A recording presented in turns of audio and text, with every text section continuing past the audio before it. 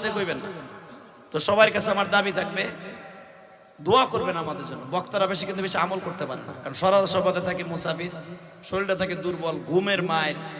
আবার বক্তা রোগের অভাব নাই, এত ঘুম মারলে বক্তারা সুস্থ থাকে। এখনো সুস্থ রাইকা রোজার মাস, ভাই এসে গেছে, আমি এসে গেছি, মাইক ছেড়ে দিব, যাওয়ার আগে বলবো আমাদের জন্য দোয়া করার দরকার আছে না নাই? জোরে কন।